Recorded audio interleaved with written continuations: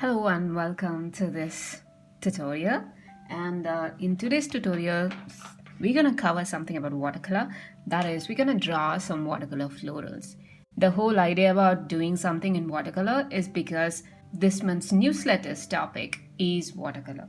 If you haven't picked up my newsletter yet, go sign up for it. Then you can get access to all my freebies and the past newsletters as well. So for this tutorial, I'm going to be using some liquid watercolor. It's okay, you can use any kind of watercolor that you have. It's not specific that it has to be liquid watercolor. And you can also use something like pans if you want, or tubes. It's totally up to you. If you're not confident with any of these, you can also use watercolor pencils. Okay, so let's just get started. I have a jar of water, a tissue paper, and my good old liquid watercolors. I'll be taking my mop brush for some of these illustrations, but I will also switch in between other brushes which I showed in my newsletter, so you can use any of this as well. I'm going to generously take a color, maybe pink. Let's take pink. And I'm using a watercolor paper which is like 200 GSM, and then I'm going to paint with it. So let's just paint. So this one, if you hold and point like this, it makes a really pointed edge, but if you hold it like this and then do it like this, then it makes a flat out structure. So I'm just gonna dip water and do this whenever I feel like I need more water. So I can just put more water in my pan. Just make sure it has a lot of water, and let's just do that.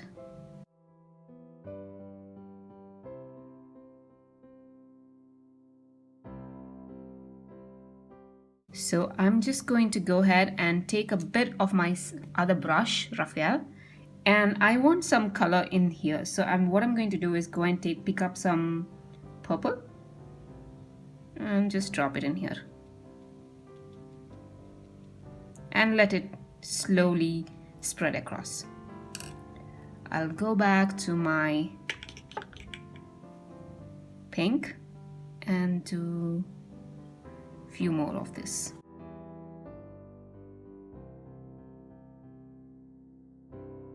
Don't worry if you mess it up a little. It's watercolor, so you can actually fix it to make it look much better later on. So I'll go back and take some of my purple and then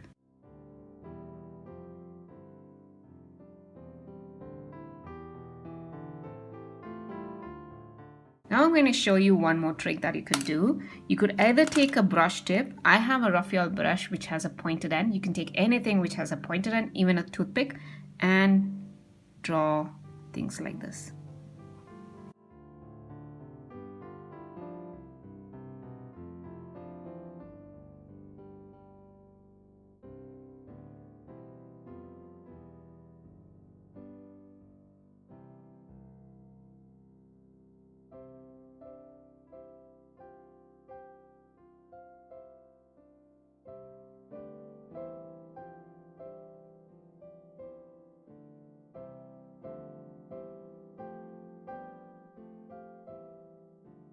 Let's make a bud with the same color group that we have used. So I'm just going to go back, pick more water. You can see how watery my color is. So this is what we are aiming for. So there's a lot of color spread between, so that this part looks darker when it dries, whereas this part looks much lighter when it dries. And that's exactly what we want. So let me make a couple of buds.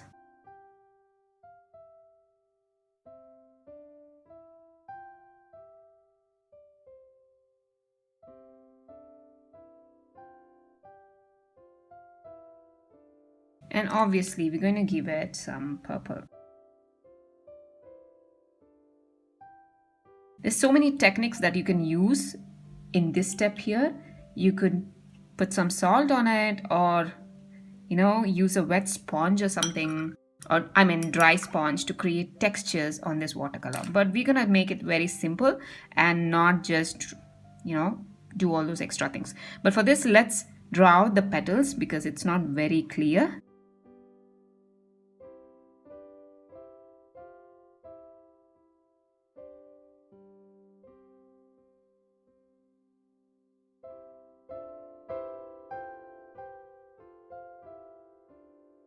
Let's make one more over here.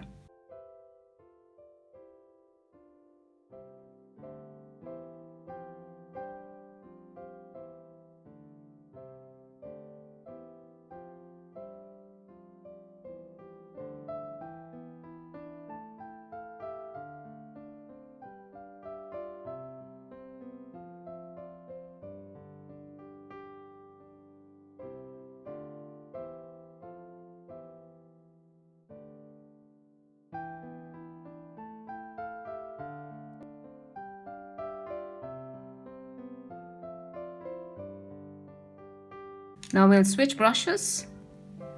Take a thinner brush, go pick up your greens. You can actually wait for your flowers to dry and then create the leaves, but there is a special kind of effect it creates when you actually don't wait for the flowers to dry. You can see that here, it kind of spreads.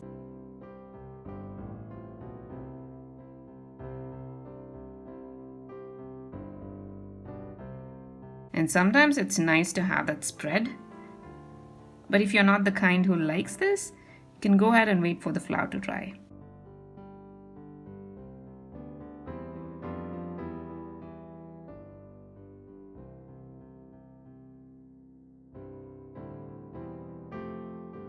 Now it's time to make the leaves. You can see I'm just pressing the... I'll just go ahead and change my brush to something that I'm comfortable using. That is my pointed brush, the Escoda ones. These are pretty easy to use. And they have this really nice pointed edge.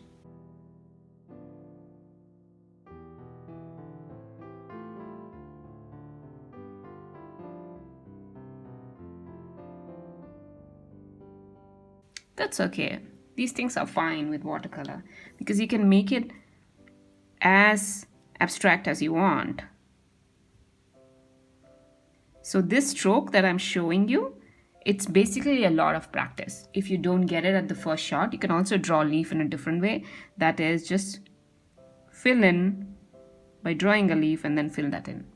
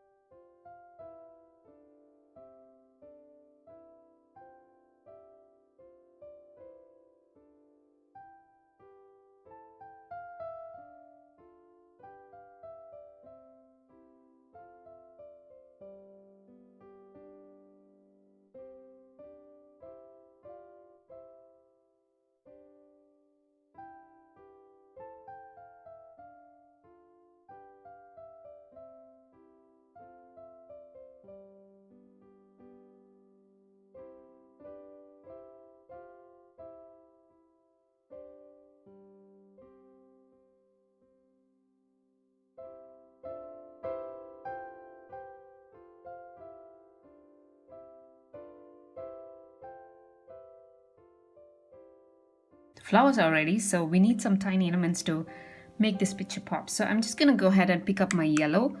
Any yellow is fine. It could be lemon yellow or any other yellow is fine as well. So just pick up some yellow and let's just drop in some dots.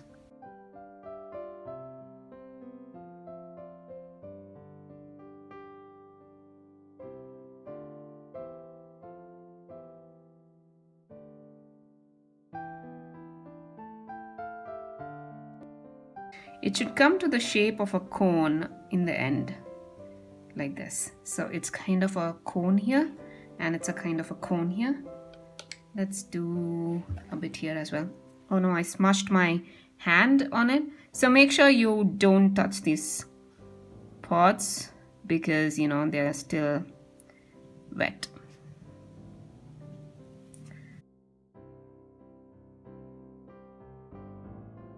Now we can go ahead and pick up some brown.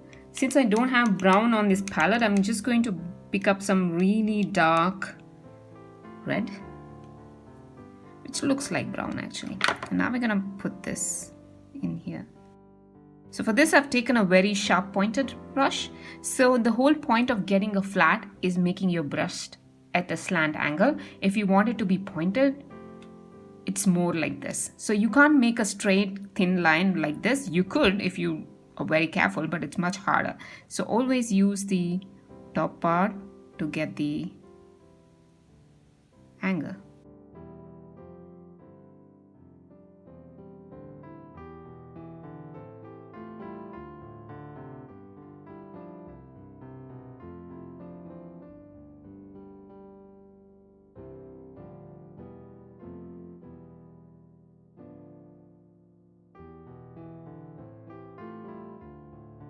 Usually I wait for this step, but today, since I'm recording this, I cannot do that.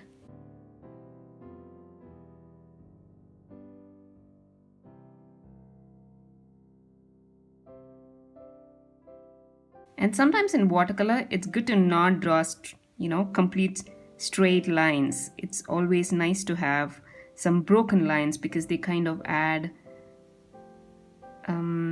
how do you call it, extra elements to your floral.